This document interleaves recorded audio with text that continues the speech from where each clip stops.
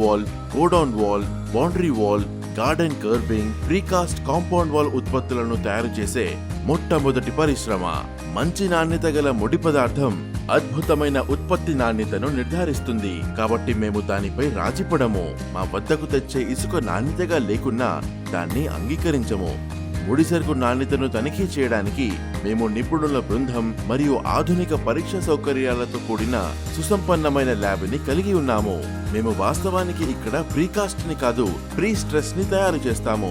దీనికోసం మేము high tensile wire అంటే HT వైర్ ని ఉపయోగిస్తాము. దీని యొక్క ఒత్తిడిని భరించే సామర్థ్యం మార్కెట్లో ప్రబలంగా ఉన్న HB వైర్ కంటే ఎక్కువగా ఉంటుంది.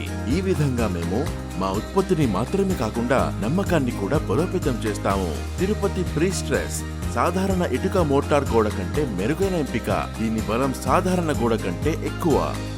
దీని నిర్మాణానికి చాలా తక్కువ సమయం మరియు డబ్బు పడుతుంది. దీని సరిహద్దు గోడ కూడా మన్నికైనది. నిర్మాణ నాణ్యతను నిర్ధారించడంతో పాటు సమాజం పట్ల మా విధులను కూడా నిర్వహిస్తున్నాము. మా పరిశ్రమలో పనిచేసే కార్మికులు తెలంగాణకు చెందినవారు. వారిలో ఎక్కువ మంది పరిశ్రమ పరిసర గ్రామాల నివాసితులు. మేము వ్యాపారం చేసే చోట ప్రయోజనం చేకూర్చాలని లక్ష్యంగా పెట్టుకున్నాము. ప్రీకాస్టుల తయారీ నుండి రవాణా మరియు సంస్థాపన వరకు మేము వందలాది మందికి ఉపాధి కల్పించాము. తిరుపతి ప్రీకాస్ట్, ట్రస్ట్, లెగసీ ఎప్పటికీ.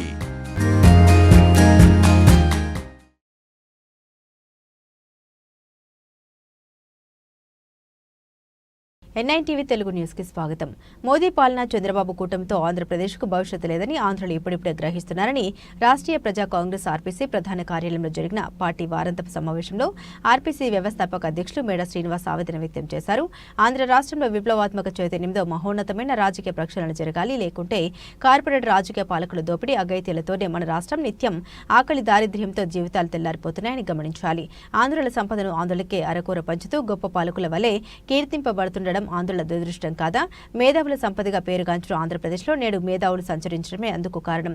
కనీస వసతులు, మౌలిక సదుపాయాలు సైతం ప్రజలకు చేరని దద్దమ్మలు, అసమర్థులు నేడు పాలకులుగా చెలామణి అవుతూ కిరాయి చరిత్రకు మూల పురుషులుగా నిలుస్తున్నారన్నారు. వారాంతర సమావేశానికి ఇచ్చేసినటువంటి పార్టీ సెక్యులర్స్ అందరికీ నా ప్రత్యేక ధన్యవాదాలు. ఈరోజు ఆంధ్రప్రదేశ్లో రాష్ట్ర రాజకీయాలు ఒక ఘోరాతి ఘోరమైనటువంటి పరిస్థితులు కనపడుతున్నాయి.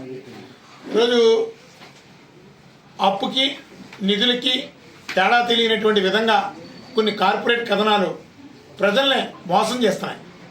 అసలు భారతదేశానికి ఎన్ని కోట్ల రూపాయలు మొన్న 15వ ఆర్థిక సంఘంలో ఎన్ని కోట్ల నిధులు కేటాయించారో అందులో ఆంధ్రప్రదేశ్కి ఎన్ని కోట్ల నిధులు కేటాయించారు అని అనుకుంటే ఉత్తరప్రదేశ్కి 31,31,00,000 కోట్ల రూపాయలు కేటాయిస్తే ఆంధ్రప్రదేశ్కి 7.2 నిధులు కేటాయించారు. అత్యధిక ఎక్కువ శాతం సెంట్రల్ గవర్నమెంట్కి ఆంధ్రప్రదేశ్ నుంచే ఎక్కువగా పన్నులు వెళుతున్నాయి. అసలు నా రాష్ట్రానికి తక్కువ కేటాయించారు. నా రాష్ట్రానికి అసలు ఇప్పటికే అన్యాయం అయిపోతున్నటువంటి రాష్ట్రం బైఫర్కేషన్ అయిన తర్వాత నా రాష్ట్రానికి సరైనటువంటి కేటాయింపులు లేవు అని మన ఆంధ్రప్రదేశ్ నుంచి ఏ పార్లమెంట్ సభ్యుడైనా అడుగుతున్నాడా? అసలు మనకు పార్లమెంట్ సభ్యులు ఉన్నారా? లేదు, బ్రతుకున్నటువంటి శవాలతో సమానం అనే అర్థం కానటువంటి పరిస్థితుల్లో ఉంది.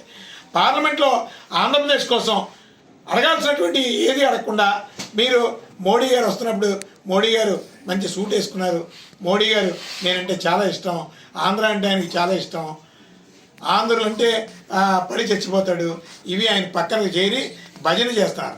మొన్న విశాఖపట్నం వచ్చారు. అసలు ప్రత్యేక హోదా, విభజన హామీల సంగతి ఏంటి? అలాగే ఆంధ్రప్రదేశ్ భవిష్యత్తు ఏంటి? రెవెన్యూ పెండింగ్ ఉన్నటువంటి రెవెన్యూ వాటా పరిస్థితి ఏంటి?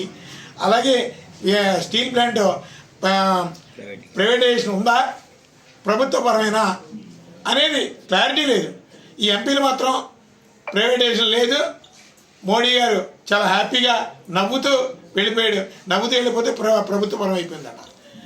వాళ్ళు 1,400 కోట్ల రూపాయలు 1,100 కోట్ల రూపాయలు రిలీజ్ చేశారు. అది ఏ గ్రాంటా అప్ప అనేది ప్రభుత్వ పరంగా అధికారికంగా ఒక ప్రకటన లేదు. ఇంత దౌర్భాగ్య స్థితిలో ఈరోజు పాలకులు ఉన్నారు.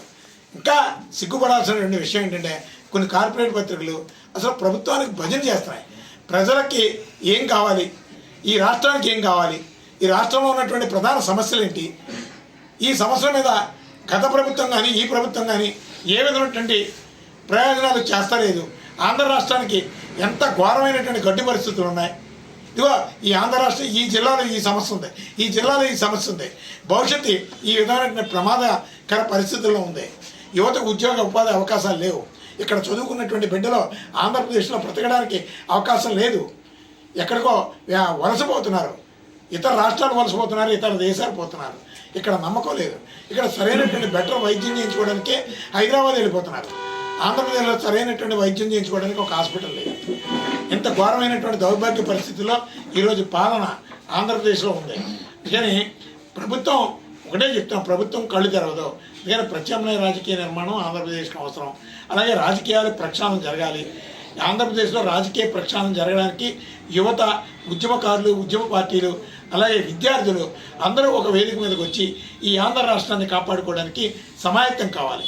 ఈ ఆంధ్ర రాష్ట్ర భవిష్యత్తుని మనమే కాపాడుకోవాలి. ఇప్పుడున్నటువంటి రాజకీయ పార్టీలు అన్నీ కూడా ఫెయిల్ అయినాయి. వాళ్ళకే అనేక అవకతవకల్లో కూరుకుపోయి ఉన్నారు, కుంభకోణాలు ఇరుక్కుపోయి ఉన్నారు. కేంద్రం ఇటు కూర్చోమంటే కూర్చుంటున్నారు, నించోమంటే నించుంటున్నారు. అందుకని కేంద్రాన్ని ఎదిరించి ప్రశ్నించి ఆంధ్రప్రదేశ్కి ఒక మంచి నిధులు తీసుకురాగలిగేటటువంటి దమ్మున్నటువంటి పాలకుడు ప్రస్తుతం ఆంధ్రప్రదేశ్లో లేరు. వీళ్ళంతా కూడా భజన పనులు, భజన చేసేటటువంటి నాయకులే. ఇక్కడ తొడలు కొడతారు, ఢిల్లీలో మోడీకి బాంఛన్ అంటారు. అందుకని ఆంధ్ర రాష్ట్రాన్ని బాగు చేసుకోవడానికి ఈ ఆంధ్ర రాష్ట్రంలో ఉన్నటువంటి మొత్తం యువకులందరూ కూడా ఒక సమన్వయం అయ్యి ఈ రాష్ట్రాన్ని మన చేతులతో మనమే కాపాడుకుందాం. ఇది ఒక పెద్ద గొప్ప సంపన్న రాష్ట్రం మనది.